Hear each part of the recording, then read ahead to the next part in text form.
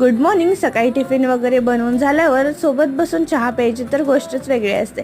आणि चिनू पण आज उठला नव्हता. त्याचा पप्पा गेल्यावर तो उठला आणि उठला की त्याला थेट किचनमध्ये येऊन भांड्यांसोबत खेळायचं असतं आणि मग सगळे भांडे आपटत बसतो. नंतर त्याचं खाऊ वगैरे बनवला आणि मग त्याला खाऊ घालत होते तर असं कुठेतरी कोपऱ्यात जाऊन काही वस्तू काढून त्याच्यासोबत खेळत बसायचं असतं. नंतर त्याचं खाऊ वगैरे झाला आणि कैरी कापून ठेवलं लोणचं बनवण्यासाठी.